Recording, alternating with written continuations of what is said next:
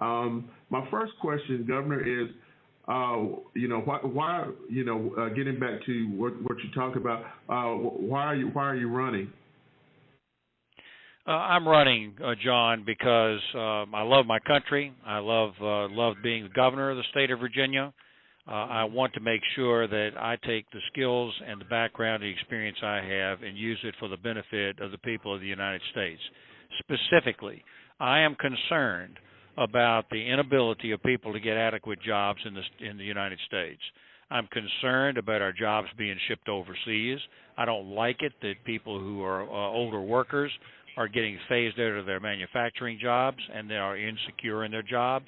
I don't like it that people graduate from places like University of South Carolina, Clemson, and other places like that, and other major universities and colleges in South Carolina, and can't get jobs adequate to their education.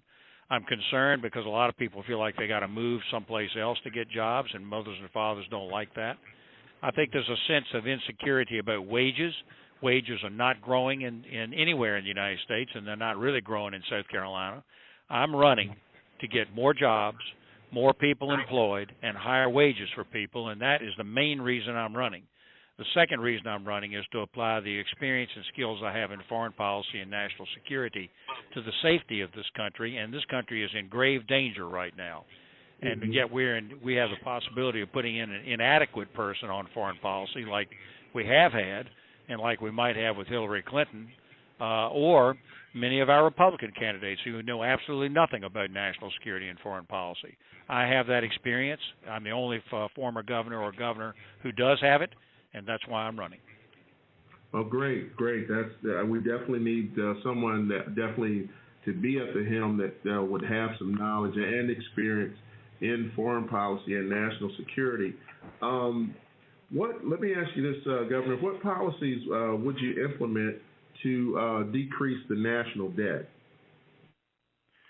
Well, here's what we're going to do. We're going to grow the economy. We're going to control spending and stop these people in Washington, D.C. from just spending everything. I remember when I was governor, no matter how much money and revenue we were able to raise, the legislature just spent it all because every legislator feels like he had to spend money to get reelected. What we really need to do is control spending and get that half of the equation under control. And then we must grow the economy. So this is what I would do. First of all, I would change some of the awful laws that have been put into place in Washington, D.C. by the Obama administration. Specifically, they have increased taxes on investment in this country. Any small business person trying to start a company has to pay higher and greater taxes. We have to do something about Obamacare that has a couple of regulations in it that are really awful. One is that if you go over 49 employees, suddenly you have to pay for all this. And second of all, you've got this Cadillac tax, so that if an employer wants to give a good benefit, that they have to pay a penalty. We have too many penalties on small community banks through Dodd-Frank. We have too many regulations through the Environmental Protection Agency. And then second of all, the Gilmore program is to reform the tax code to create a three-bracket tax code, 10, 15, and 25% for people, and to make sure everybody gets a tax cut. Take all commercial activity and combine it together and charge 15% and eliminate the death tax, which is good for small farmers and small businesses. If you do these things, you will grow the economy. Second, on foreign policy, number one, you have to have strong presidential leadership. Number two, we have to take the sequester off of the defense budget so that we can grow the economy. We have to build up the Navy in this country, which has been allowed to go down to a dangerous level. And we have to build up the Army and the Marine Corps so that we're capable of projecting strength. Now, I don't want to go to war. I believe that the neocons actually have put us in very dangerous situations. But we're going to be able to avoid war through peace through strength. And that means that America has got to rebuild its military and project strong presidential leadership for our place in the world. Mm-hmm. Absolutely. We have to show a strong military presence, not only here but abroad throughout the world, to show that we still are considered a superpower, if you will. I think that South Carolinians and Virginians have a similar attitude about this, frankly. Yes, sir. Absolutely. Governor, the Small Business Administration characterizes small businesses as one with 500 or less employees. How do you define small business? And more importantly, what markers do you use to characterize a successful business venture? Is it job creation, revenue generation, or sustainable household income? Well, first of all, I think a small business at this point has to be characterized as under 50 employees, because that's what Obamacare does. It basically says that if you're under 50 employees, you're a small business, and you're not subject to those onerous regulations. If you're over 50 or above, then you are.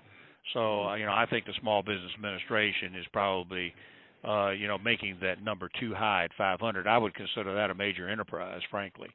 As far as the measure of success, the measure of success is, frankly, profits, is the ability to have an ongoing and sustainable, growing, real business.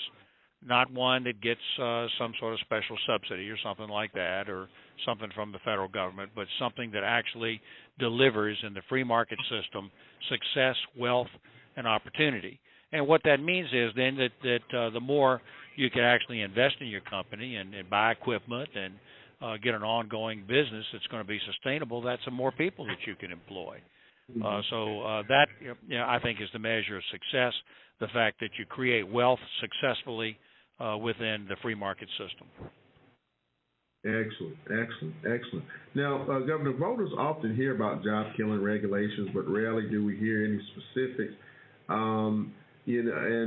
As a business owner, or how would you appeal to a business owner that could highlight specific regulations that could be abolished because of the negative that may cause the negative effects on jobs?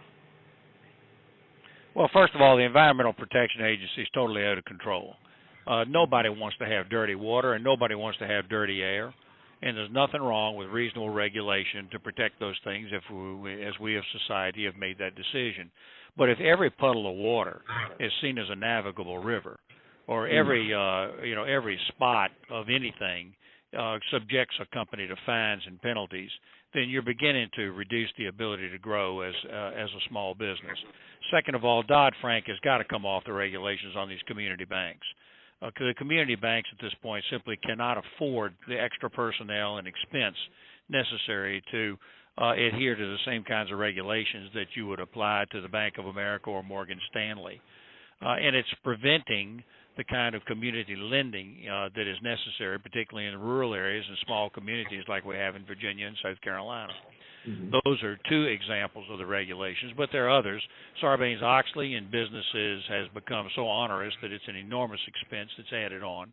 So these regulations are all things that have to be adjusted. But don't forget the extra taxes that have been put on growth of business in this country. The extra taxes that are being charged for capital gains means that there's less capital being invested.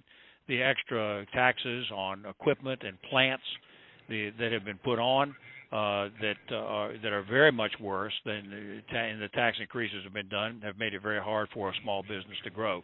These are things, as president, we're going to change because I am committed to the growth of the economy. Excellent. That's wonderful there, sir.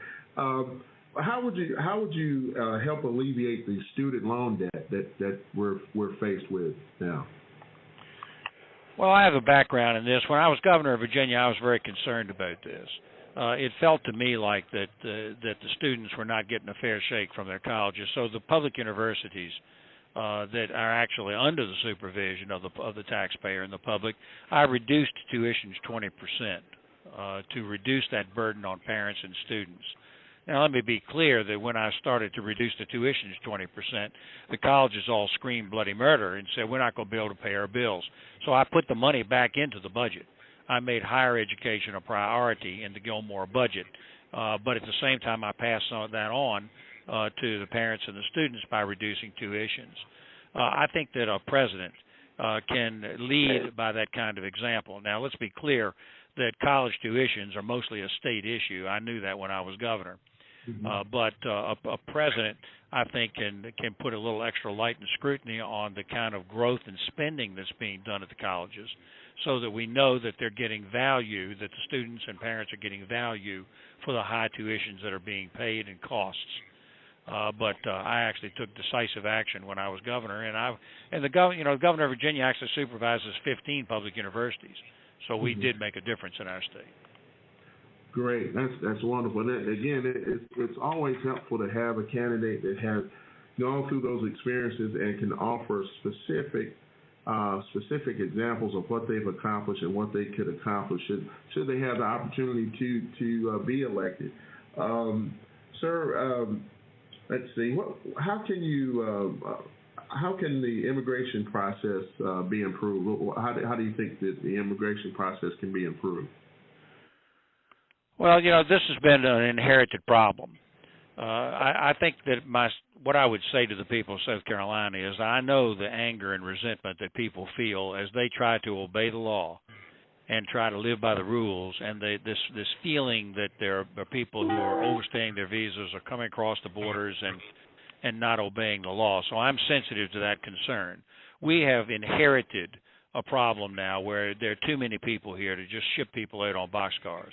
But I do not believe that there should be a path to citizenship in this country. If you come here illegally, you can't become an American citizen. And second of all, I do not approve of Donald Trump, the Trumpism approach of attacking the 14th Amendment and trying to take away birthright citizenship.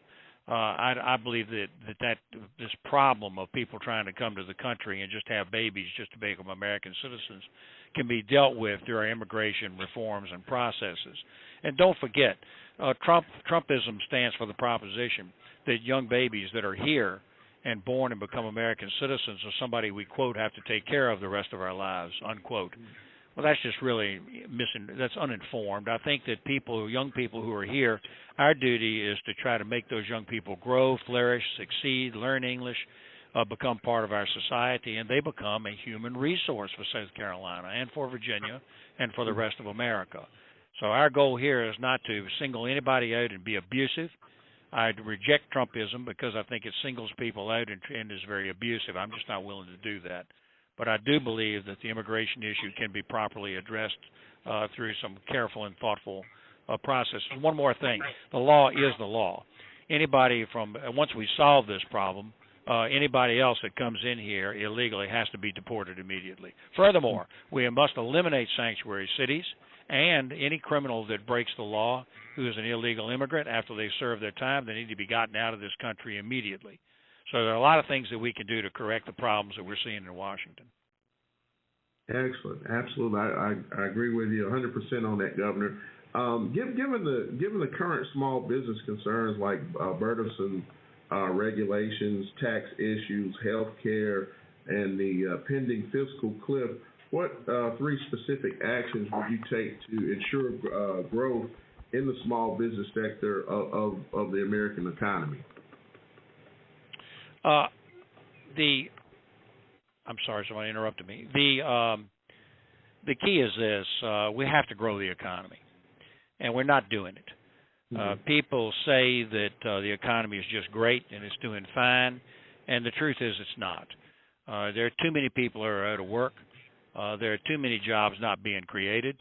As a result of that, there are too many people trying to get too few jobs, and the result of that is that employers are in a position to hire people for less money, not more. And it's absolutely a priority of the Gilmore administration to increase wages in this country, to get wages going. Wages have been flat for over 10 years now. And it's just a chronic problem that should have been addressed a long time ago. And as president, I'm going to address it. And I'm going to do the things that I said we're going to do. We're going to implement a growth code, which says that we're going to eliminate the bad laws that have been put into place. And I might say I think those laws have been put into place deliberately in order to stop growth. Then at that point, of course, they just come in behind that and say, well, we just increase Medicaid. Well, nobody wants anybody to be sick, but the fact is that we can't. The answer is not increasing Medicaid the way, for example, Kasich did in Ohio.